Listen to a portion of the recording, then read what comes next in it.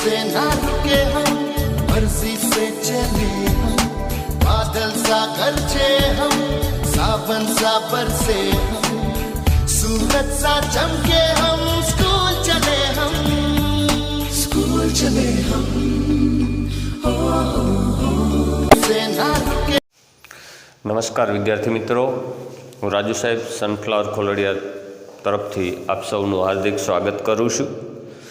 विद्यार्थी मित्रों, आज આપણે 12 આર્ટ્સમાં મનોવિજ્ઞાનમાં સલાહ અને મનોઉપચારમાં આગળ વધીએ તો આજે આપણે સમજવાનું છે કે મનોઉપચાર પ્રત્યેનો ભારતીય અભિગમ. ભારતીય સંસ્કૃતિ છે એ જૂની અને જાણીતી છે અને પૂરી દુનિયામાં આ સંસ્કૃતિને બહુ સૌમાનથી જોવામાં આવે છે. ભારતીય સંસ્કૃતિ આધ્યાત્મિક છે, ભૌતિક છે અને સામાજિક છે, જેના કારણે ભારત દુનિયાથી કંઈક અલગ પડતો દેશ છે. તો મહર્ષિ પતંજલિએ અષ્ટાંગ યોગની વાત કરી છે. એમાં બે મેઇન યોગ છે, એક હઠ યોગ અને બીજો રાજયોગ. હઠ યોગ તો એમાં આવે યમ, નિયમ, આસન અને પ્રાણાયામ. જ્યારે રાજયોગ તો રાજયોગમાં આવે પ્રત્યાહાર, ધારણા, ધ્યાન અને સમાધિ. મિત્રો, આ યોગને મનોવૈજ્ઞાનિક અભિગમથી આપણે માનસિક અને શારીરિક સ્થિતિમાં જબરજસ્ત સુધારો લાવે છે. એટલે આપણે આજે ભણવાનું છે એ યોગ વિશે ભણવાનું છે. તો હઠ યોગ 4 છે, યમ, નિયમ, આસન, પ્રાણાયામ. જ્યારે રાજયોગ 4 છે, પ્રત્યાહાર, ધારણા, ધ્યાન અને સમાધિ. તો આપણે પહેલાં સમજશું કે મનોઉપચારની પ્રત્યે ભારતીય અભિગમ, મનોઉપચારની જગ્યાએ ભારતીય અભિગમ. તો શારીરિક અને માનસિક સ્વાસ્થ્યની જાળવણી માટે, શારીરિક અને માનસિક સ્વાસ્થ્યની જાળવણી માટે તમારું શરીર સારું છે પણ મનની સ્થિતિ સારી નથી, તો પણ તમે જે કાર્ય કરવા માટે નીકળ્યા છો એ કાર્ય બરાબર થવાનું નથી. એટલે શારીરિક રીતે તમે સક્ષમ છો તો માનસિક રીતે સક્ષમ નથી, અથવા તો માનસિક રીતે સક્ષમ છો, તમે વિચારશીલ છો પણ તમારી શારીરિક ક્ષમતા નથી, તો પણ નકામું છે. એટલે કે શારીરિક અને માનસિક સ્વાસ્થ્યની જાળવણી અને ઉચ્ચ કાર્યક્ષમતા, તમે સારા પ્રકારનું કામ કરી શકો, તમે સરસ મજાનું જે કાંઈ તમારું કાર્ય છે એને વ્યવસ્થિત અને સુઆયોજિત કરી શકો. એટલે ઉચ્ચ કાર્યક્ષમતા કેળવવા માટે યોગ અને ધ્યાન એ અસરકારક માર્ગ છે. યોગ અને ધ્યાનથી આમાં અસરકારકતા લાવી શકાય છે. મનની સ્થિરતા, આપણે ઘરેથી નીકળે ને એટલે આપણા બા બાપુજી છે, મમ્મી પપ્પા છે, દાદા દાદી છે, જે કાંઈ કે ધ્યાન રાખજે. શું ધ્યાન રાખશું? શું ધ્યાન રાખશું? ધ્યાનની અવસ્થા તો મનની સ્થિરતા. તમે બાઇક ચલાવો છો, મોટરસાઇકલ ચલાવો છો, ત્યારે તમારું ધ્યાન રોડ ઉપર હોય. આડાઅવળું જશો તો તમે રોડથી નીચે ઉતરી જશો. એમ મનની સ્થિરતા, એમ જીવનની અંદર પણ મનની સ્થિરતા બહુ જરૂરી છે. એટલે મનની સ્થિરતા અને સ્વાસ્થ્ય, તમારું શરીરને સારાપણાનો જો ભાવ જગાડવો હોય તો એના માટે યોગ છે. યોગ માત્ર માનસિક અને શારીરિક શાંતિ માટે તો છે જ, આ ઉપરાંત જીવને શિવ સાથે અને આત્માને પરમાત્મા સાથે, જીવને શિવ સાથે. શિવ છે ને એ નિરાંકાર રૂપ છે, અતિ આનંદ છે. આનંદ એ શિવ છે. આ મારા મતે માનું, આનંદ એ શિવ. અને આનંદમાં જે માણસ રહે છે ને એને શિવની યારે સીધો સંપર્ક છે. જીવને શિવ સાથે અને આત્માને પરમાત્મા સાથે જોડવો એટલે યોગ. જીવ છે એને શિવની સાથે, આત્માને પરમાત્મા. આ જગતમાં, આ કુદરતી પર્યાવરણમાં કંઈક શક્તિ કામ કરે છે.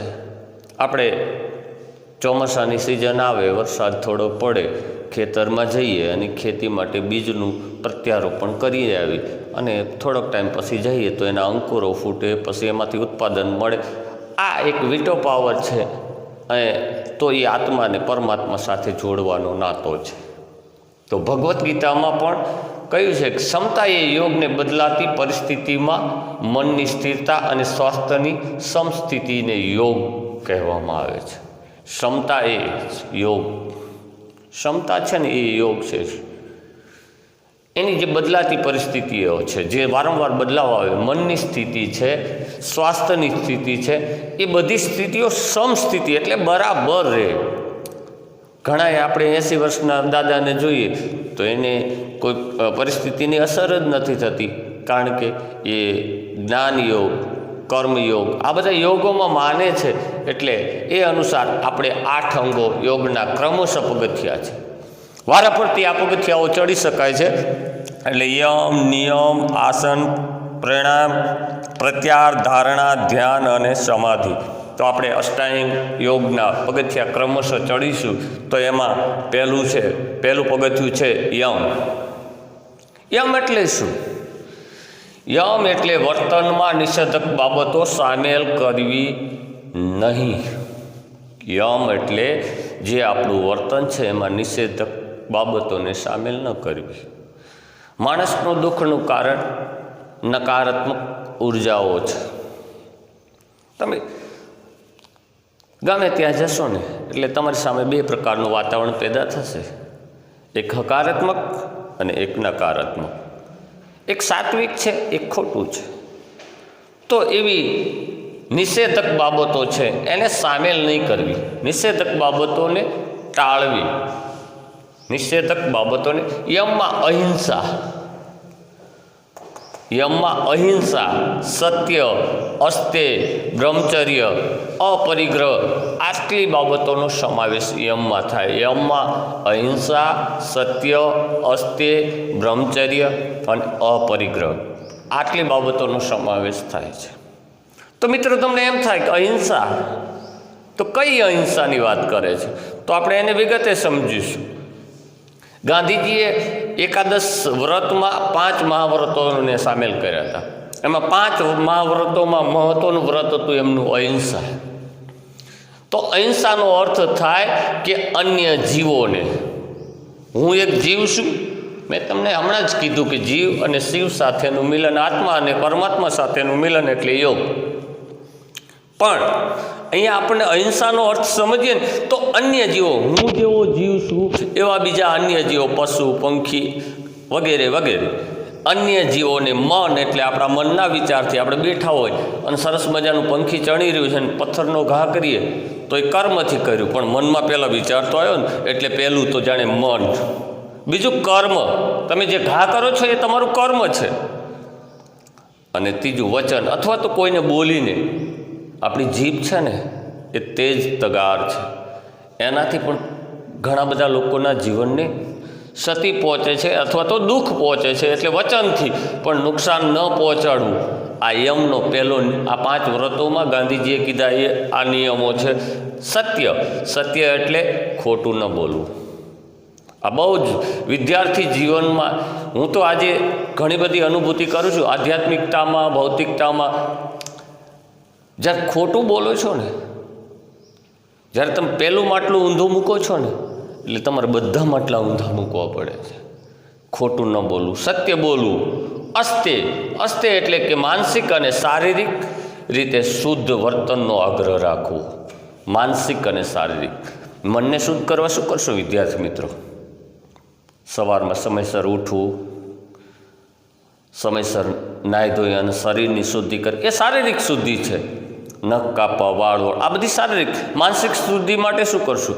તો તમે જે ઈશ્વરને, જે સર્વશક્તિમાન છે એને માનો છો, એના પ્રત્યેનું ધ્યાન. તમે અડધો કલાક એક દિવસ મંદિરમાં જઈને કે તમારા ઘરના એક જગ્યામાં જઈને બેસો અને એને ધ્યાનને એકાગ્ર કરો. મન છે ને એ તો માકડા જેવું છે, એ સ્થિર નથી થતું.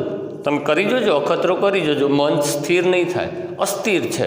એ તો ઘડીકમાં અહીંયા, ઘડીકમાં અહીંયા ભટકા જ કરે છે. આ ભટકેલા મનને એકાગ્ર કરી અને એક ચિત્તમાં રાખવું. એટલે ખોટું ન બોલવું, માનસિક અને શારીરિક સ્થિતિની રીતે શુદ્ધ વર્તન માટે આ જરૂરી છે. અને બ્રહ્મનું ચિંતન કરવું. બ્રહ્મ કોને કહેશું? આ બ્રહ્માંડમાં એક ઉર્જા કામ કરે છે, એક શક્તિ કામ કરે છે. આ બ્રહ્માંડ છે ને એની એક ઉર્જા સંચાલિત છે, જેને આપણે નામ આપ્યા છે આપણા ધર્મના. હિન્દુ, મુસલમાનને, રામને, અલ્લાહને બધું જાતનું આપણે કરી બેઠા છીએ. એ આપણી ધાર્મિક પ્રવૃત્તિઓ છે. પણ બ્રહ્મ છે. બ્રહ્મ એટલે સર્વશક્તિમાન એક ઉર્જા, જેને આપણે શક્તિના રૂપમાં માનીએ છીએ, જેને આપણે જન્મથી મૃત્યુ સુધીની કંઈક અનુભૂતિ થાય છે, કુદરતી છે, જેને આપણે ઓળખતા નથી, એ બ્રહ્મનું ચિંતન કરવું. જ્યારે અપરિગ્રહ એટલે કે વાસ્તવિક જરૂરિયાત કરતાં, આજકાલ માણસની જરૂરિયાત કરતાં વધારે વસ્તુઓને ભેગી કરવાની ટેવ છે. અપરિગ્રહ, વાસ્તવિક જરૂરિયાત, જેટલી તમારી જરૂરિયાત છે એ તો જરૂરી છે, પણ વાસ્તવિક જરૂરિયાત કરતાં વધુ પ્રમાણમાં કોઈ પણ વસ્તુનો સંગ્રહ ટાળવો. ધન, અનાજ કે કોઈ પણ વસ્તુ તમારી જરૂરિયાત કરતાં વધારે રાખવું એ પણ બિનજરૂરી છે. એટલે અપરિગ્રહનો અર્થ થાય વાસ્તવિક જરૂરિયાત કરતાં વધારે જે વસ્તુઓ છે એનો સંગ્રહ ટાળવો. ત્યાર પછી આપણે મિત્રો આગળ વધશું તો નિયમ. આ હઠયોગનું પહેલું યમ સમજ્યા, હવે નિયમ. વર્તનમાં વિધાયક બાબતોનું પાલન કરવું. વિધાયક બાબતોનું પાલન કરવું. વિધાયક બાબતો કઈ છે? હકારાત્મક ઉર્જા. જો અહીંયા નકારાત્મકતાની વાત હતી, અહીંયા હકારાત્મકતાની વાત આવી. નિયમ એટલે પહેલાં તો જાણે તમારે વિધાયક બાબતોનું પાલન કરવું એટલે હકારાત્મકતા સ્વીકારવી. સોચ એની અંદર આવે છે નિયમમાં. સોચ, સંતોષ, તપ, સ્વાધ્યાય, ઈશ્વર પરણિધાન વગેરેનો સમાવેશ થાય. તો સોચ એટલે શું? તો પહેલી બાબત સોચ એટલે કે આંતરિક અને બાહ્ય બંને રીતે શુદ્ધ હોવું. હું બેઠો બેઠો કોકની જ ખોદણી કર્યા કરું, ગામમાં બસ મોડી આવી, આપણું તો કંઈ હાલતું ન હોય. આ મન આંતરિક બાહ્ય કોઈને ગમે ત્યાં પરેશાની કરવી, આંતરિક અને બાહ્ય રીતે બંને રીતે શુદ્ધ હોવું. ભલા માણસો આ યોગના, જો આ અષ્ટાંગ યોગના મત મુજબ જો ભારતીય સંસ્કૃતિ જો આગળ વધતી હોય ને તો ક્યાંય દુઃખનું કારણ જ નથી. માણસ આનંદથી રહી શકે. સોચ આંતરિક અને બાહ્ય રીતે બંને રીતે શુદ્ધ સોચ. સંતોષ, સંતોષ એટલે જ જે પ્રાપ્ત થયું છે એને પૂરતું માનવું છે. આજે છે આ શબ્દ છે આજે સમાજમાં સંતોષ. માણસને 100 રૂપિયા મળે ને તો 200 કમાય, 200 મળે ને તો 300. બે વસ્તુ મને સંતોષ દેખાડો. એક બાળકનો જન્મ થાય અને એને છઠ્ઠિયું પહેરાવે ને ત્યારે એને ખીસું નથી, અને એક માણસ મરી જાય અને એને કફન ઓઢાડે એને ખીસું નથી. આ બે વસ્તુમાં સંતોષ છે. બાકી તો આપણે તમે મેં ચોંટાડ્યા છે એટલે ભરાતા જ નથી. એટલે સંતોષ રાખવો એમ કહેવા માગે છે. મારું ઉદાહરણનું તાત્પર્ય એવું છે કે જે છે એમાં સંતોષ, એને પૂરતું માનવું. તપ, ત્યાર પછીનો શબ્દ છે તપ. અમુક કાર્યો માટે શરીરને સક્ષમ બનાવવા માટેનો પ્રયાસ. મિત્રો, આપણે દરેક કાર્ય નથી કરી શકતા, પણ આપણાથી જે કાર્ય થાય છે એના માટે શરીર સક્ષમ હોવું જરૂરી છે. દાખલા તરીકે હું તમને ભણાવું છું તો મને ભણાવવા પ્રત્યેની રસ, રુચિ અને અભિગમ, ધ્યાન, ધ્યેય અને લક્ષ્યની આપણે જે વાતો કરી હતી એ આપણામાં હોવી જોઈએ. અને એ હોય તો તમે તપ કર્યું છે એના બરાબર. એટલે અમુક કાર્યો જે તમારા નસીબમાં, જે તમારા ભાગ્યને અનુરૂપ છે એ કાર્યોમાં તમારે શરીરને સક્ષમ બનાવવાનો પ્રયાસ એટલે તપ. તમે જે ખેતી કરો છો તો તમારો ખેતી પ્રત્યેનો અભિગમ છે તો તમે ખેતીમાં કામમાં સક્ષમ હો. આ સ્વાધ્યાય. આજકાલ આપણે નથી જોતા સ્વાધ્યાય પરિવારમાં જાઓ. સ્વાધ્યાય એટલે શું? સ્વનું અધ્યયન કરવું. હું કોણ છું, ક્યાંથી આવ્યો છું અને ક્યાં જવાનો છું. આત્મા એ જ પરમાત્મા છે, બીજો તો કોઈ ભગવાન નથી. તો આત્મા સ્વનું અધ્યયન કરવું. રોજ સાંજે તમે તમારા જાતને પૂછો ને કે આજે હું કેટલું ખોટું બોલ્યો ને કેટલું સાચું બોલ્યો. સ્વનું અધ્યયન કરું. આજે મેં શું કામ કર્યા ને શું કામ ન કર્યા, મેં કેટલું કર્યું ને કેટલું કરવાનું રહી ગયું. સ્વનું અધ્યયન કરવું. ઈશ્વર પ્રણિધાન, પોતાની જાતને જે આ ઉર્જા છે, જે શક્તિ, સર્વશક્તિમાન સત્તા છે એને સમર્પિત કરવી, એને આપી દેવી. પોતાની જાતને જે સર્વશક્તિમાન, તમે જે રૂપમાં માનો છો એ શક્તિને, આ સત્તા છે કે ઈશ્વર તું કરતા હરતા છો, હું તો માત્ર નિમિત્ત છું, આ સર્વશક્તિમાનને, સત્તાને સમર્પિત કરવી. આ નિયમની વાત છે. આટલું કરી પછી ત્રીજો આસન છે આસન. ત્રીજો યોગ છે આસન. આસન એટલે મન અને શરીરને સ્થિર કરનાર. મેં તમને પહેલાં જ કીધું કે મન છે ને એ ચંચળ છે, એ સ્થિર રહેતું નથી. આસન એટલે મન અને શરીરને સ્થિર કરનાર. સતત દોડતો માણસ છે ને એનું શરીરે સ્થિર નથી હોતું અને મન નથી સ્થિર હોતું. એટલે આસન એટલે મન અને શરીરને સ્થિર કરનાર. તો ચોક્કસ પ્રકારની શારીરિક સ્થિતિની તરહ છે એને આસન કહેવાય. આપણે ધ્યાન કરીએ તો આપણે આ રીતે બેસીએ તો એક પ્રકારનું આસન છે. એક જગ્યા ઉપર આપણને મનને અને શરીરને સ્થિર કરે છે, જેના કારણે શરીરની અને મન બેયની સ્વસ્થતા જળવાય છે, મન શુદ્ધ રહે છે, શરીર સારું રહે છે. અને આ આસનો આરામદાયક રીતે જરૂરી છે. ટેન્શન, ચિંતા એની વચ્ચે જો કર્યા કરતાં એ આરામદાયક હોવા જોઈએ. વધતા કોઈ પણ નિષ્ણાત યા તો તજજ્ઞની નીચે એની દેખરેખ નીચે થવા જોઈએ. યોગ એમ નામ નથી થતા. એટલે તો બાબા રામદેવ પતંજલિ યોગ પીઠ ચાલે છે અને ત્યાં એના આસનો આપણને શીખવવામાં આવે છે. ત્યાર પછીની બાબત છે પ્રાણાયામ. પ્રાણાયામ એટલે શ્વાસોશ્વાસની ચોક્કસ પ્રક્રિયા. વિદ્યાર્થી મિત્રો, ભારતીય સંસ્કૃતિમાં તો બહુ બધું બતાવ્યું છે. સૂર્ય નાડી, ચંદ્ર નાડી, ઈંગલા પિંગલા, આ શ્વાસોશ્વાસની ક્રિયા છે. એક અંદર જાય છે, એક અંદર બહાર. ગંગા સતી પાનબાઈએ આપણને કીધું છે.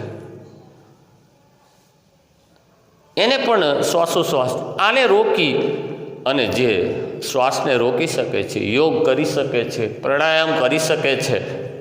આ શ્વાસોશ્વાસ પ્રાણાયામ એટલે શ્વાસોશ્વાસની ચોક્કસ પ્રક્રિયા છે. અને આ પ્રક્રિયાને પ્રાણાયામ અને સ્વયં સંચાલિત છે. કોઈ એને આપણે નથી ચલાવતા, એ એની જાતે ચાલે છે. આંખના પાપણાને બંધ, આપણે એમ કહીએ કે બંધ થાય ચાલુ થાય, એમ શરીરની અંદર શ્વાસોશ્વાસની ક્રિયા છે એ સ્વયં સંચાલિત છે. એટલે ચેતાતંત્ર અને મન પર કાબૂ મેળવી એનાથી ચેતાતંત્ર છે, આપણું શરીરનું જે ચેતાતંત્ર છે, મન છે, એના પર કાબૂ મેળવી શકે. આમ પ્રાણાયામના પણ વિવિધ પ્રકારો છે. પણ આ બધા વિવિધ પ્રકારો પ્રાણાયામ, આ યોગ કરવા હોય તો જે તે નિષ્ણાંત હોય, તજજ્ઞ હોય એની દેખરેખ નીચે થવા જોઈએ.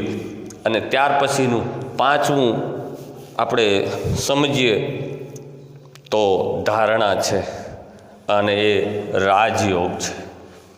તો ધારણા એટલે મનની સ્થિરતા. મન છે ને અસ્થિર અને ચંચળ છે, એને સ્થિર બનાવવા માટે ધારણા જરૂરી છે. તો ધારણામાં વ્યક્તિએ પોતાના મનને શાંત રાખી અને સતત લાંબા સમય સુધી શાંત રાખવાનું છે અને સતત લાંબા સમય સુધી કોઈ એક વસ્તુ ઉપર કેન્દ્રિત કરવું. તમારે કોઈ પણ વસ્તુની નિષ્ણાંતતા જોતી હોય, તમારે કોઈ પણ વસ્તુને શીખવી હોય, મેં તમને પહેલાં જ વાત કરી, ઘરેથી તમે નીકળો છો ત્યારે તમારા દાદા દાદી કે માતા પિતા તમને કહે છે કે ધ્યાન રાખજો. તો કયું ધ્યાન, શું ધ્યાન? તો તમે જે કંઈ કાર્ય માટે નીકળ્યા છો ત્યાં તમે લાંબો સમય કોઈ એક વસ્તુ, કોઈ એક વિષય પર તમારું જે મન છે એને ટકાવી રાખવાનો પ્રયાસ કરવાનો છે. તો એને આપણે ધારણા તરીકે ઓળખીએ. ધારણા, દાખલા તરીકે તમે મેળામાં ગયા હોય અને મેળામાં પેલું દોરી તો એકદમ પાતળું હોય, એ દોરડા ઉપર પેલો નટ છે ને એ ચાલે છે, પણ ત્યારે એની જે ધારણા છે ને એ સામેનો જે સ્તંભ દેખાય છે ને ત્યાં એકાગ્ર કરેલી છે. ને એકાગ્રતાની તાકાતથી એ આરામથી પોતાના દોરડા ઉપર ચાલી શકે છે. આમ આપણે 5 યોગના આસનોને સમજ્યા છીએ. વિદ્યાર્થી મિત્રો, વધારે આસનો આવતા અંકે સમજશું. ધન્યવાદ.